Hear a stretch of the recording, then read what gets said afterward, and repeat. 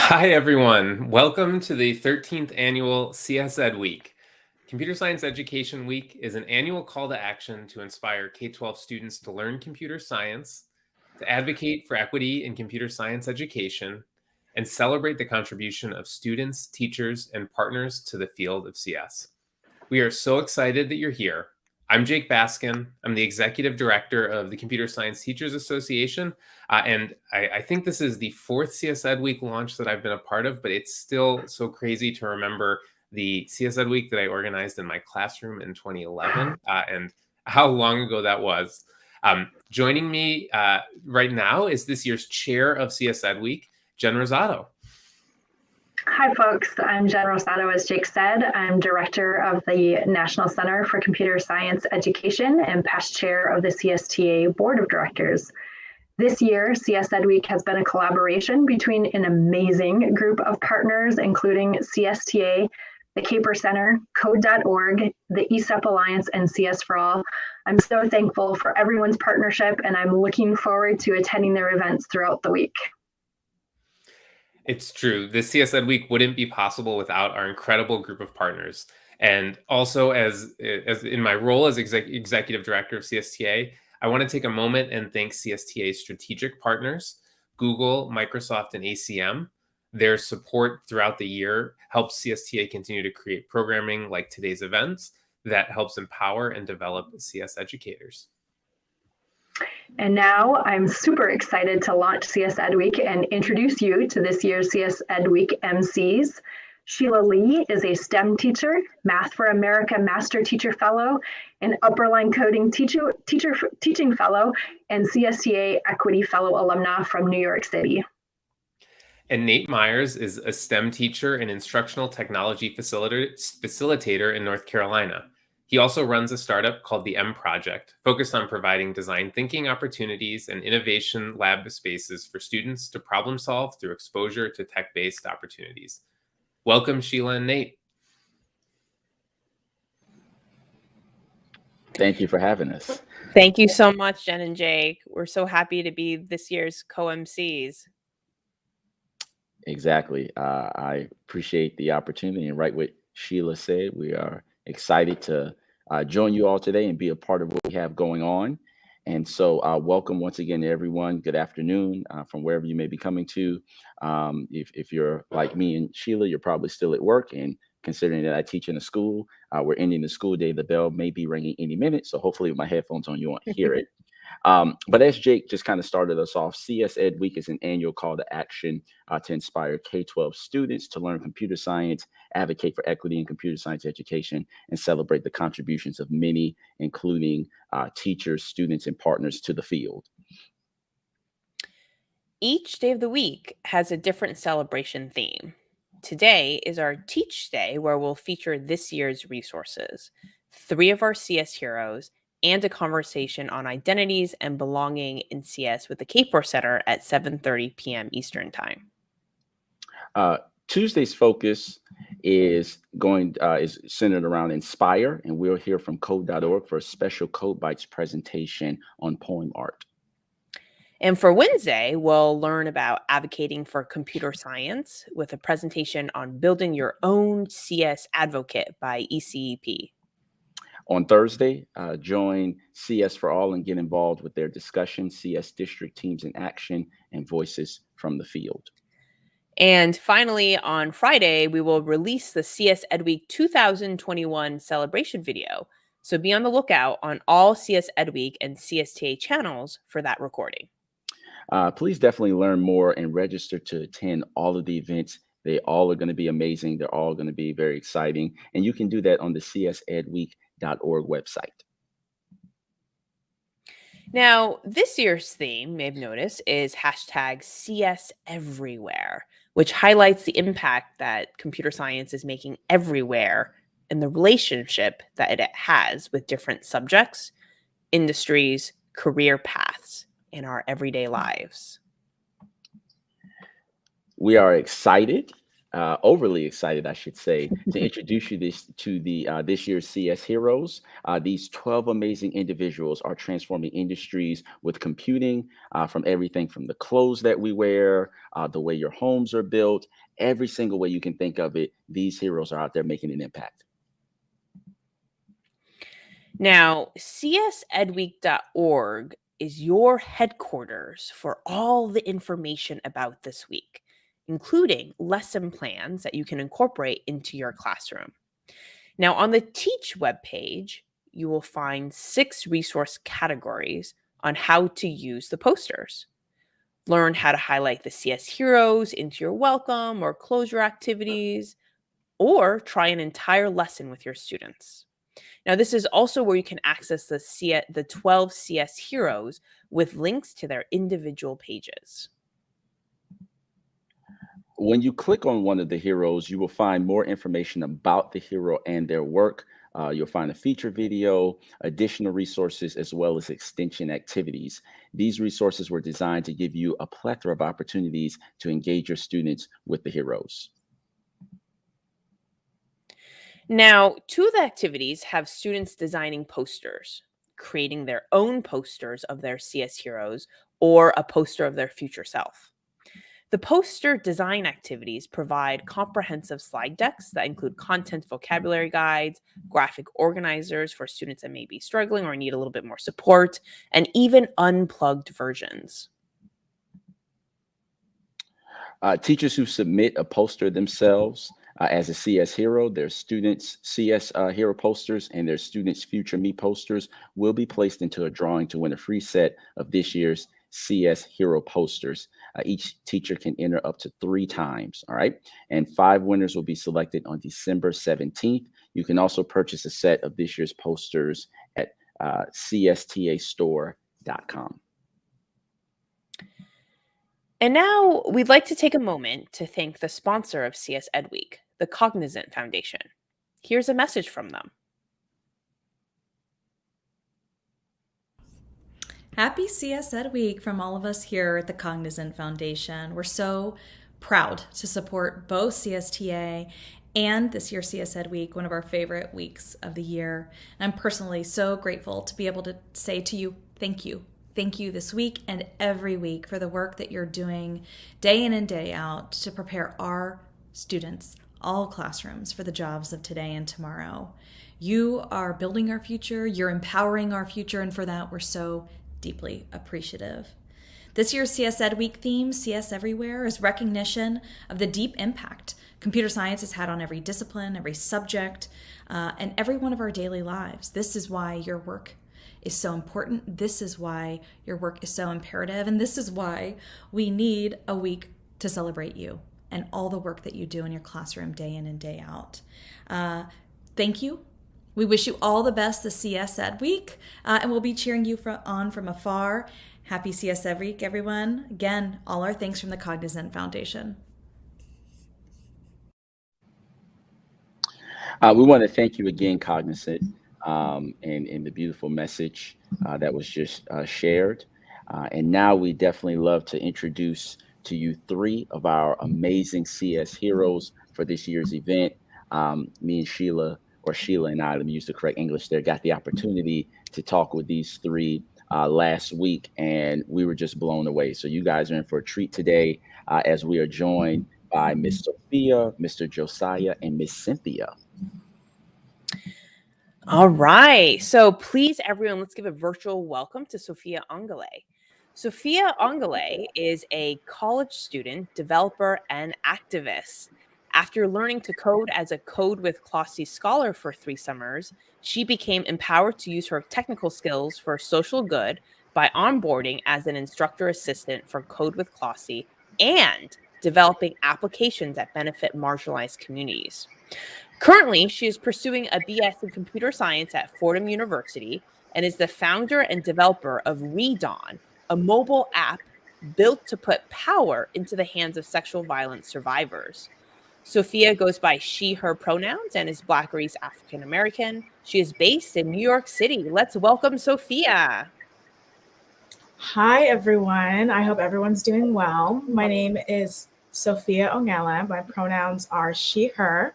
I'm a 21-year-old college student, and I like to call myself a hacktivist. That doesn't mean that I spend my time like hacking into the mainframe or whatever that means, but that my passion lies at the intersection of social change and computer science. I started coding exactly as Cynthia said. I started coding, or as Sheila said, so sorry. I started coding 5 years ago when I was a Code of Classy Scholar, which is a program that teaches girls and non-binary students ages 13 to 18 the ins and outs of computer science. I absolutely fell in love with the ability to be able to type in a few keywords and create literally whatever I want. Through the program, the projects that we've created are anywhere from a web application that gave music recommendations to a VR environment that simulated the solar system. After realizing the potential of computer science, I became incredibly passionate about equalizing the field because, as we know, the lack of representation of women, of genderqueer people, and of people of color is absolutely astounding. So I've moved on to become an instructor assistant for Code of Classy over the past 4 summers and to create technologies that positively affect people who look like me. Thank you so much, Sophia. Really excited to chat with you in a little bit. Sophia, I was sitting there listening to you talking and listening to your, what you've all accomplished. And it makes me wonder, what in the world was I doing in college? So very, very impressive. Also joining us today, we have Mr. Josiah Hester. Josiah is the Breed Chair of Design, Siegel Faculty Fellow, and Assistant Professor of Computer Engineering at Northwestern University. He designs and deploys tiny computers that last for decades, supporting applications in sustainability and healthcare. He is working towards a sustainable future for computing informed by his native Hawaiian heritage and applies his work in the field of intermittent computing to large-scale sensing for sustainability and conservation, health wearables, and interactive devices. Ladies and gentlemen, Mr. Josiah Hester. Thanks. Yeah, aloha, Maikako. I'm Josiah, and I'm really happy to be here, and also wondering what I was doing when I was Sophia's age. So it's a privilege and an inspiration to be on the same panel with her and Cynthia. But the only things I'll add to that wonderful introduction, and thank you so much, was I got my PhD in 2017 in computer science, and a lot of the reason I got that was because I understood and eventually saw that computing could not just be in this virtual world, but could be in this physical world and the things around us, wireless devices that could be in buildings or in the ground and could support society and support my own people and help us solve really hard problems. So I fell in love with that physical component of computing. And my work is really focused on how we can make these physical computing systems more sustainable, more environmentally friendly, and even more accessible so that anyone can program them. So I'm Kanaka Maoli, Native Hawaiian, Indigenous. That perspective, background really colors my work and my goals. And for this panel, I hope to give people an idea that how we as educators and teachers can integrate and celebrate sustainable computing ideas so that all of our students, from their first exposure to coding, will be thinking about energy and sustainability now, not in 30 years when they're at their first job. And so they'll start that process now. So it's a privilege to be here. Thank you, everyone. Thank you so much, Josiah. Really important concepts, and looking forward to delving deep into our conversation with that as well. Thank you. Now, please welcome Cynthia. Cynthia is head of product at Plus One Robotics and is also a mentor at First Round Fast Track, where they match seasoned startup leaders with early stage founders to make a unique mentorship community. Cynthia is also an investor. They advise and consult for a number of robotic startups, including Fox Robotics and Diligent Robotics. Cynthia is a founding board member of Women in Robotics. They served as project manager for the publication of Stuart Russell and Peter Norvig's Artificial Intelligence, A Modern Approach, 4th edition, widely acknowledged as the most popular artificial intelligence textbook in the world. Cynthia goes by they, them pronouns. They are Chinese and based in Austin, Texas. Please welcome Cynthia. Thank you for the warm welcome. I don't really have that much more to add to this wonderful introduction, except to say that I'm actually also a first-generation college student. So my mother didn't finish high school. My father's family could only afford to send one kid to college, and he was the youngest, so he's kind of out of luck there. And so definitely, attribute a lot of my success, to the extent that you can call it that, to the wonderful educational opportunities I was given throughout my life. Thank you, Cynthia, for sharing that part of your identity with us as well. Thank you. We look forward to speaking with you. And all righty. Once again, we want to just thank all the panelists for kind of a brief introduction there. And now we're going to go ahead and kick off just kind of this panel discussion. Ladies and gentlemen, you guys are in for a treat. And let me start really quickly by just talking about kind of a quick story I had where it must have been a couple weeks ago. My oil light came on in my car, and I said, let me run the AutoZone. I need to grab, some oil for my car. And I go in, grab a little couple quarts of oil. And as I'm checking out in the line, I noticed that there wasn't really a receptionist or, cash retail associate. And so it was all just kind of digital, where I could check out on my own using the kind of computer that they had there. And it just made me realize, wow, we're really at a point where this is an application of how computer science can really change the way we interact just in stores, where I don't have to interact with a person. I can check out myself, bag it up, and be on my way. And so that made me think, and it kind of leads into my first question for the panel, in terms of this idea of what are some of the pros and cons of CS being everywhere?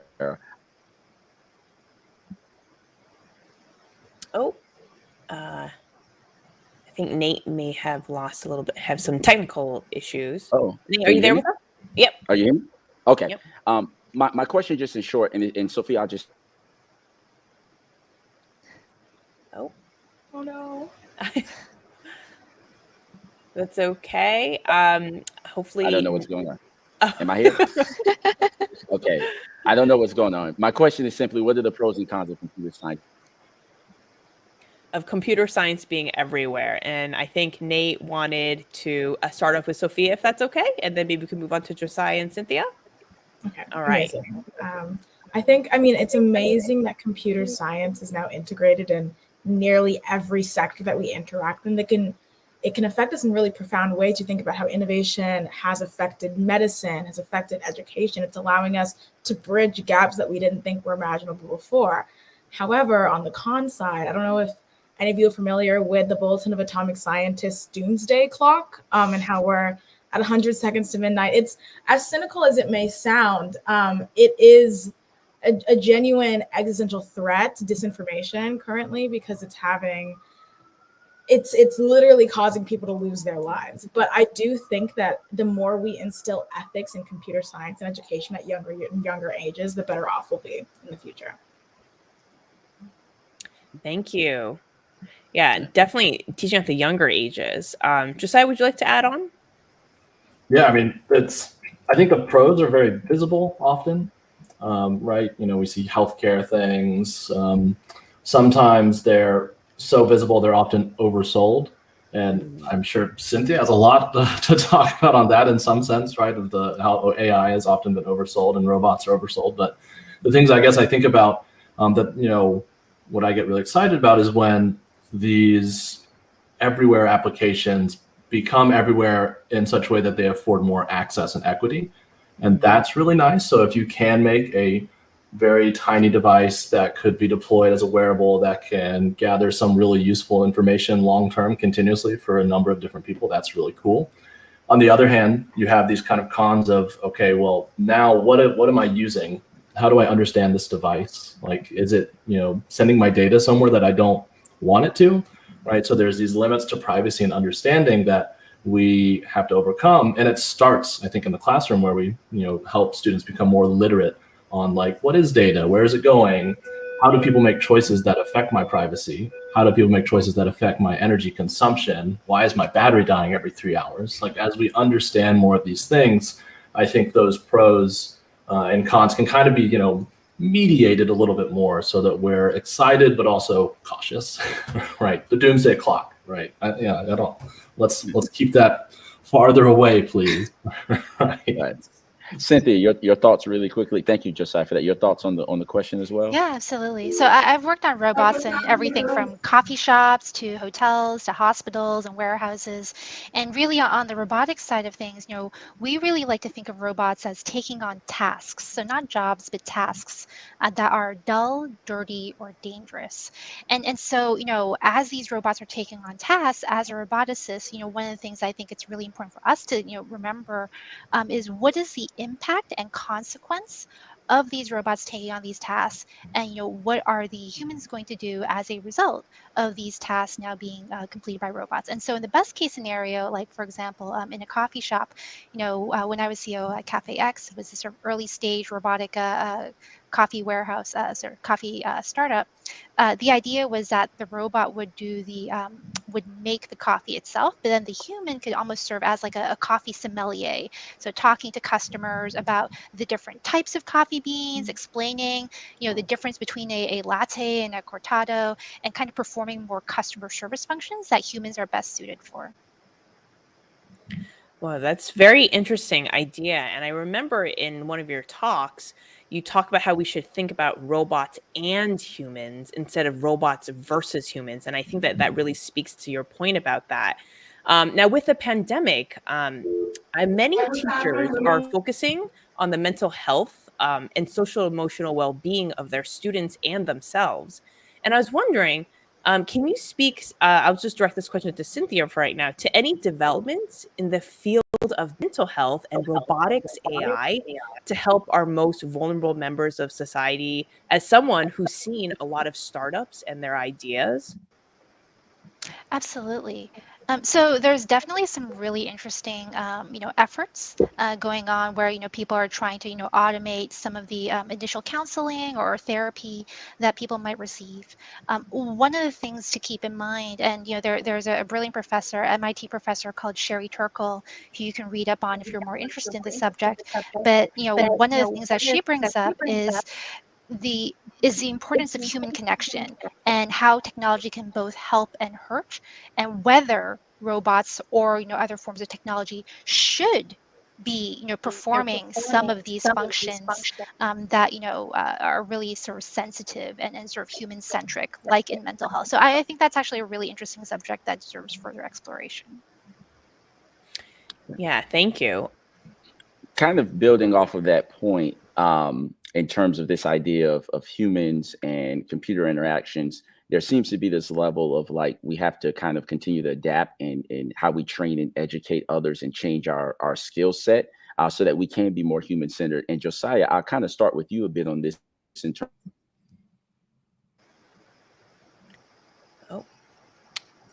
Nate may have technical difficulties. It's okay. I like this, what did they say? Murphy's Law, what can go wrong will go wrong.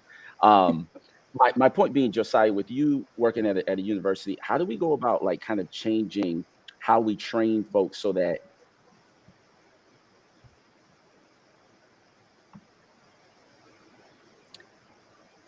let's see. It's not again. I don't know what to do with this. How do we train people to kind of shift to this new paradigm is my question, Josiah. Yeah. I mean, it's a good question. It's a hard question. How do you train people to think about and exist in almost this new future, right? That maybe not everyone asked for, right? And how do you connect with either, it could be a robot, which is maybe more visible and in your face, or it could be with an instrumented space, right? Where there's hundreds or thousands of sensors. And I mean, in some sense, I think a lot of at least what I do and what I've seen a lot happen in the university is, the computer science ethics classes where you just go straight to the point, right? And be like, okay, here's a system. What are the potential outcomes? And let's really dig into this and talk with faculty that are really investigating these issues. That can go from data to should this even be deployed, all kinds of things, but also even, and I think those courses should be required in university curriculum, but also embedding that type of inquiry into all of our classes. So in my Internet of Things class, when we talk about here's a new cool thing that's happening in IoT, automatic garbage collection. Oh, interesting, right? Well, what could go wrong here? Well, probably a lot of interesting things, right? How do we sort and move these things? Who gets impacted by this, process? Whose job does this take away, or who does it support? Are we doing face recognition to identify who paid or did not pay for their garbage? All kinds of things that can come up from something that seems very obviously useful. And if you give students a chance to investigate this, they will go nuts in a way, honestly. It's a great exercise, and I learn so much every quarter, that we do this. And so I think that's where it is. Computer science and ethics as a foundational pillar of our curriculum, and introducing that not just in its own class, but in every class, because it's part of everything that we do now. Something like that. Yeah, Josiah, I think that's a really great point. Teaching ethics with all our technology classes, especially in the younger grades. And this actually leads me to my next question for Sophia. And Sophia, you made this app called the Read On app to help sexual violence assault survivors. And I'm wondering if you had some challenges, even along the lines of ethics, when you felt challenged when creating this app. What was that moment, and how did you work through some of the challenges when you were creating your Read On app? Yeah, so I think that something that people oftentimes don't anticipate while creating something like this is that as far as, like, let's say data sets go, there isn't a lot of data information or data out there that lends itself to be helpful to survivors of sexual violence. And I think that goes back to, who's creating our technology. Additionally, this lends itself exactly to what Josiah was saying. The computer science education where I've gone to school is not the most innovative, nor is it the most intersectional, because exactly with the theme of like CS everywhere, we should be talking about computer science as it applies to gender equality, as it applies to racial equality, and so on. And I think that with that, it was really difficult to sort of find all the information and maneuver through everything myself. However, on the bright side, I've been using the internet since I was like 7. So I mean, Google it has everything. So I really did use the internet as my oyster, as it lended itself to finding information, to working through bugs and anything of the sort. That is awesome stuff. Can everybody hear me now? Is my internet working? Okay, are we good? All right, it's working for 5 seconds, so I had to be quick with my question, it seems. So thank you, Sophia, just for that and just the conversation from everybody in general. Cynthia, I want to kind of toggle back really quickly to the idea of robots here, and kind of jokingly brought this up last week. But at what point, let's go 40, 50 years into the future, at what point is Congress going to begin to start writing a robot Bill of Rights here, where we have to learn to live with them and they have rights? That's a really interesting question. So, like with all things, I always like to, take a step back and ask, why, under what circumstances, would we be creating such a bill? And I imagine that the first assumption underlying all of this would be that robots have, obtained some level of consciousness. And so, as a species, we've determined that, things that have consciousness should probably have some rights apportioned to them. So then my next question would be, well, what about our fellow human beings? Not just in the US, but also, across the world, have they already been given all of the rights that, they should be having? And, have we kind of, successfully enforced, those rights that already should be existing for our fellow human beings? And then, going on to other forms of life, before we even get to robots, like, what about animals? Like, what about like other species?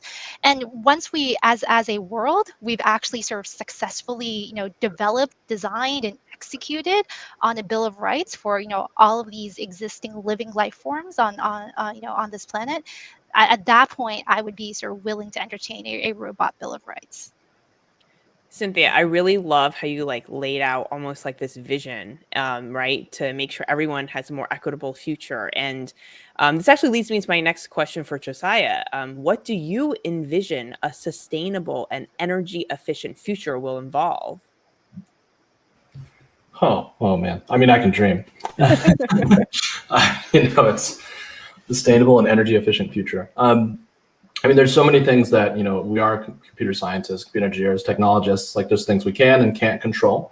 A lot of what I've seen is, well, if we don't have the data to understand what's going on, then there's no way we can control or understand anything. So even for things like maybe I have a jet or something, right? If I don't understand how fuel or energy efficient it is, well, then I won't know how to improve it in day-to-day life. So when I kind of think of this as, I also think of this in like, well, okay, but we also have maybe 1 trillion Internet of Things devices, right, coming out, depending on who you believe, right, in which NVIDIA or ARM circle, right? So how can we make sure that those are less ecologically, bad if they all have little cell phone batteries attached to them that are just going to end up in a warehouse and landfill? So I think a lot of it is, one, showing people that there are alternatives to this, alternatives to me. Somehow we were all trained. I'm sorry to pick on my phone. Somewhere we were all trained to take this and plug it into the wall every flipping day for our entire lives. Has anyone ever just like stopped and been like, this is crazy, right? Like, might as well just tape it here and then plug ourselves in, right? That type of kind of expectation for all our devices is absurd to me. And so I think if we turn that on its head and think of different ways that we can almost provoke industry and people to think of alternative solutions, like maybe don't put a battery in it, maybe energy harvest, then that can kind of lead us to paths, for a more sustainable future. And that also inspires students who could then come up with those ideas themselves. Thank you. Am I there? Okay. On again, off again thing. Josiah, I want to build off of that point and extend the question to. No. Oh. I think Nate, if he joins us back, we going? Am I back? Yes, you're back. This is so frustrating. Technology. I wanted to build off Josiah's question and kind of expand it to the group and start really with Sophia with this idea of how do we get over computer science hesitancy? So Sophia. Yeah, Sophia, if you could begin us with how can we help students get over this computer science hesitancy? I got you, Nate. Yeah. Is it in regards to computer science education hesitancy or just like the subject in general? Well, hesitancy in terms of education. So like as a teacher, I struggle getting minorities and women in my classes. You as a student, you're one of few, and you.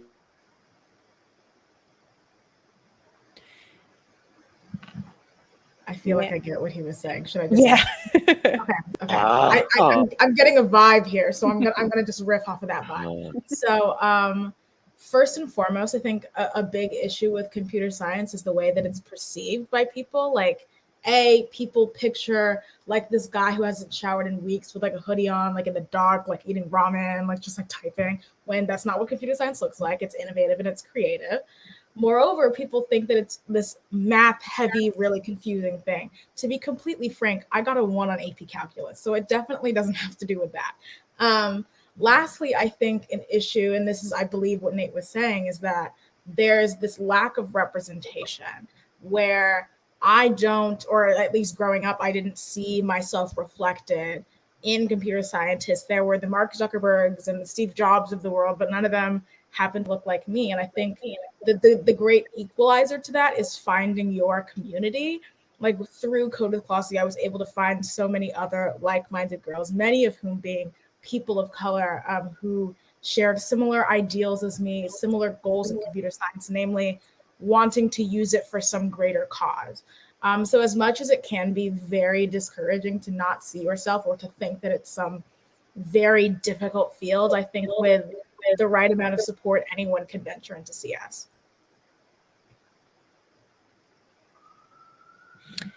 Thank you so much, Sophia. And I know, Nate, you wanted to direct that to the whole group. So Josiah or Cynthia, do you have anything else to add? Josiah or Cynthia? Absolutely. So building on what Sophia said, I absolutely agree that a lot of it is due to perception. And I think part of it is also the language that we use to talk about, machine learning and AI. The terms sometimes sound so inaccessible and esoteric. And, when the reality is that math is everywhere. If you enjoy sports like ice skating or basketball, guess what? You're doing math. That angle you're calculating mentally to like shoot that ball into the hoop. that is math. You might not be thinking of it as math, but it's math. If you are an artist or a musician or a photographer, there's incredible math and physics that goes on in the stroke of a brush or the composition of a piece, whether it's a painting or a photo that you're taking. If you just want to like look up the golden ratio, you'll see like how it's used in like lots of different types of art throughout history. And so I think, if we can just help people understand that they're actually doing math automatically without even thinking about it every day. Hopefully that will kind of make it easier for them to then apply it to like other fields as well.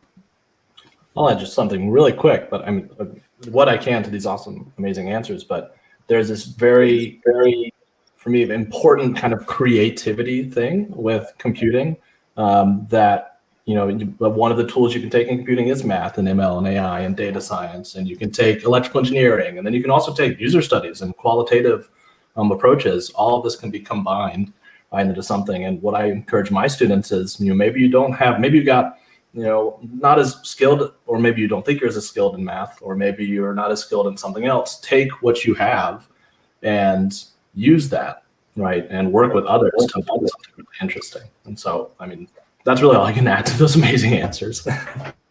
Yeah, I think they're all very important points, Sophia, with your point about seeing yourself in the curriculum. Cynthia saying that math is everywhere, and Josiah supporting your students and seeing that and seeing their strengths in other areas.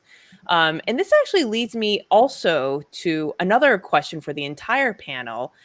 Just thinking about your own experiences in the classroom when you were younger, or just, even now. Was there a teacher or learning experience that has stayed with you to this day that was part of your journey to where you are now? So just curious about if there was a learning experience or a teacher or anything specific that kind of like you still remember to this day. Maybe we'll start with Sophia and then Josiah, Cynthia. Yeah, so when I was in my first year of code of philosophy back in 2016, I had this teacher, Taylor Want, who is the most amazing teacher I've had in my entire. Because Upperline. I know, Upperline. Yeah. I learned so much from her, not just in terms of computing, but also like self-perception. Because I mean, personally, I am a huge perfectionist. Like I hate when anything doesn't go my way, which doesn't lend itself very helpfully to computer science because you have to fail many times in order to succeed. And so having taught me the importance of failure and the importance of tripping up and learning from your mistakes it completely changed the way that I think about both myself and the things that I create. So definitely Taylor Wan. I don't know if she's watching this, probably not, but love Taylor Wan. Yeah, I can give one. I mean, there's been so many kind of different things and instances, but even one that was actually fairly recent was when I was transitioning from being an undergraduate student to a PhD student. And I didn't know I was doing that actually until after this happened. But Professor Jacob Sorber, he was a new computer science professor at Columbia University, I signed up for mobile computing, which I thought was this. Again, I'm bringing up this poor phone. And then he comes in and he brings this little tiny, wireless electronic device. And he's like, all right, this is mobile computing. And I was like, what is that little tiny thing? It's so cute. And it's got so much power. And so that whole kind of course was discovering this new type of computing that I just never really thought about. I just thought it was VR, honestly, and mobile apps. And that kind of changed my entire course and trajectory. And here I am. I mean, I think similar to everyone else, I've had so many wonderful teachers, throughout my entire life. That's hard to single out any one of them. I would say from a content perspective, what's been really helpful for me and what I've found to be very defining is, some of the ethics and philosophy classes I've taken. And I think those have really informed, how I think not just about, the execution of the work, the rationality and the logic behind things, but also the why, and the consequences and what makes for something that is going to have a positive impact, regardless of what my initial intent may have been.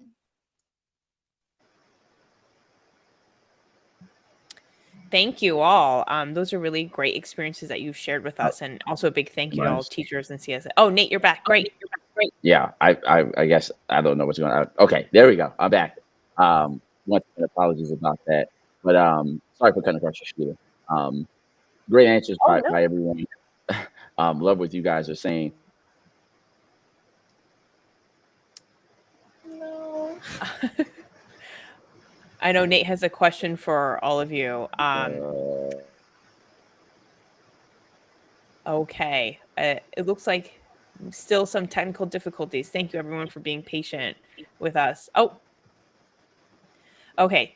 Maybe perhaps I'll ask another question so that when Nate joins us back, he can ask his. So thinking about us. Oh, hold on. Sorry, just lost Can we hear me? I put my question in the. There's a question there I have for Josiah. Oh, okay. So to Josiah, about your native Hawaiian heritage and how that has impacted your work. I know you spoke a little bit about that. Yeah, and I can give a little bit more. So there is, I think of so Native Hawaiian people. We're indigenous to the islands of Hawaii. It's not just like coconuts and grass skirts and stuff like that, right? We were flush toilets and electricity before the U.S. had them. So we're just gonna throw that out there. But we are indigenous people, and that means that often we have this clear association and stewardship and ideas around stewardship of land and resources and people. And so this has informed from the beginning kind of how I directed my own research program, and that we need to embody these ideas around protecting, malama aina, protect the land. As you protect the people, protect the land, and then the people come with it.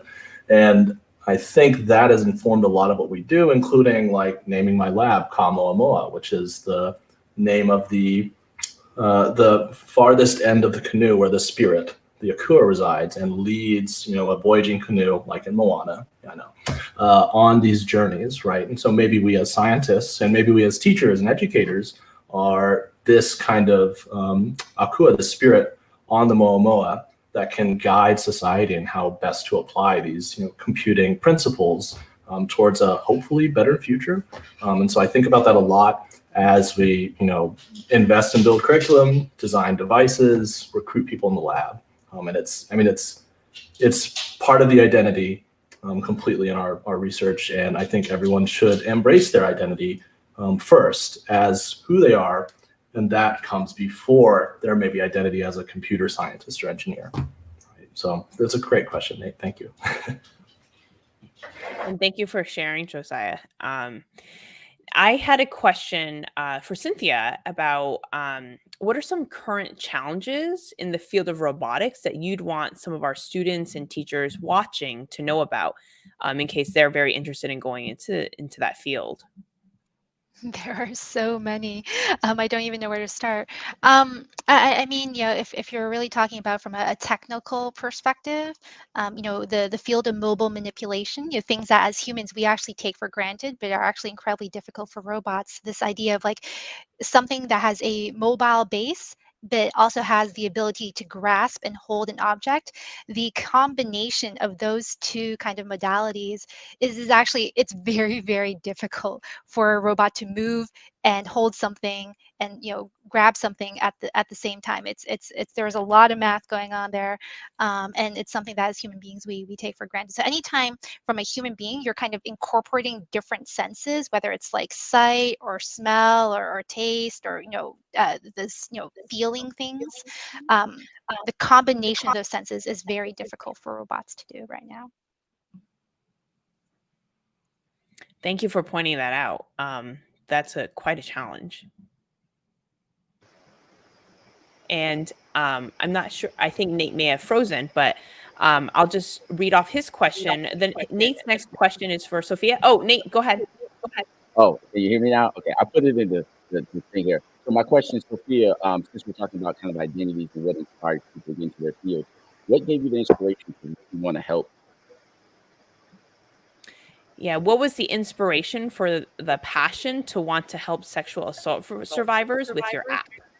Yeah, so it was 2018 at the time. I don't know if anyone remembers everything was going on late 2018, but there was a lot in the legal sphere that was happening in regards to sexual violence survivors. And then additionally, I was in my first women's and gender studies class, which as much as it's like rah feminism, it's also like learning how systems impact people and learning about how the Violence Against Women Act was about to be gutted and how sexual harassment law works and all of these things. I was like, it's rough out here. It's really, really rough out here.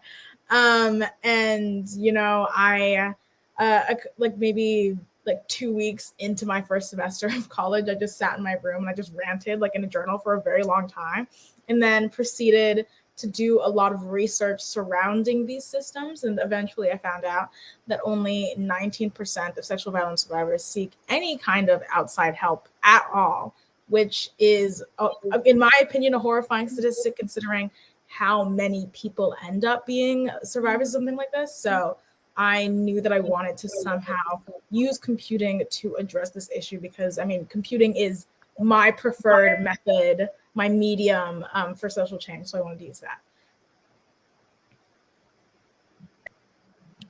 Thank you so much. Really important work and also very inspiring. And actually, this next question is, I'm sure some of the students watching may be wondering, how did you get your app up and running from wireframing to prototyping to MVP? And what was that process like? Because I'm sure, like Josiah said and Cynthia, a lot of students may feel inspired, but by that whole process may feel like a little lost. Did you have a mentor? Just what was that process like for you to go from wireframing to MVP? Yeah, so it's exactly as you said it. I started, I mean, after my rant in my journal, I started wireframing. Call me old fashioned or whatever. I did it in a notebook. I don't use any software to do it. I just like being able to see it on paper. It makes me feel more connected to it. So I sort of drew out how I wanted everything to look like. In that last summer, I just learned Swift at my Coded Classy camp that I had done. So I mean, I also knew that I wanted it to be a mobile app because I noticed that with researching this stuff, I started getting some really funky advertisements because Google knows your search history and will suggest ads based on what you search. So I was like, there's definitely this feeling of surveillance attached to seeking out resources. So I ended up making this mobile app after wireframing everything. I used literally every skill that I had learned thus far. I ended up like web scraping on the RAIN website. RAIN is Rape, Abuse, and Incest National Network. I like did a ton of research, like literally every single day after my classes. I went to a coffee shop in Soho and just like coded like nonstop until like 7. I wouldn't suggest doing that, but I was incredibly empowered and incredibly angry with the systems as they stood. So I knew that I wanted to get something out there as soon as possible, but of course still have it be like of quality. So another good thing about Coded Classy is it gave me a community of women. We know that women are disproportionately affected by sexual violence. So I got a lot of my friends and I was like, hey, you want to test this out, see how it works? So they were my beta testers for the app. And for a while, and I think this goes back to my whole like perfectionist thing, like as much as I'd like to say I completely abandoned it and I'm like perfect now, like it has not gone away. Imposter syndrome never dies, evidently. So with the teacher I talked about earlier, Taylor we went to a coffee shop just to catch up. And I showed it to her and I was like, yeah, I'll probably work on it for a couple more months or something. I don't know. And she was like, this is fine. A, B, you have the rest of your life to continue to iterate on it. And I think that's a really important thing with app development is that you start with your MVP, your minimum viable product, and you have all the time in the world to continue iterating on it for it to be your brain's most brilliant imaginative creation ever. So then after that meeting, I published it, was rejected by Apple for the first time because one of the buttons didn't work. And then I published it again. And now it's been on the App Store for a couple of years. Awesome. Amazing inspirational story. We have some questions because we're going to transition. If everybody can hear me, we're going to transition into the Q&A part. And so thank you, Sophia, for just like letting us just go into your mind with how you share everything. Just want to ask a general question to everyone. Several YouTube viewers commented on failure as an expectation and learning opportunity. Cynthia, we'll start with you. What have you learned from failure in your career? And everybody can answer that. Cynthia, start us off. God, I failed so many times.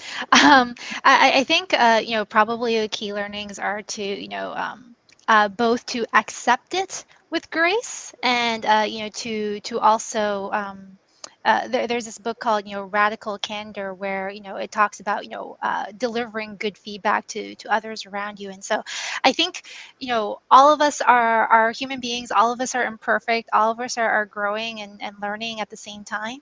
And so, if we just sort of, accept that we are imperfect and we are going to be making mistakes, and that is an opportunity to just, become better, then that will serve all of us well. And to, also understand that, like, for the people around us, everyone has sort of different strengths and weaknesses.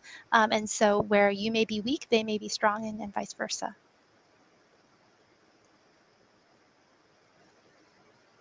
Anybody else wants to add to that very quickly? Anything you want to add to about failures? I'll just say that, yeah, I mean, computing from the beginning and coding is failures, right? You write some code, it immediately doesn't compile. So you failed every time. You're just failing every line of code. And I think if we think of it like that, like I submitted a paper, it was rejected. It was rejected again and again and again. Hey, I got in. Cool. Celebrate like the things we've done.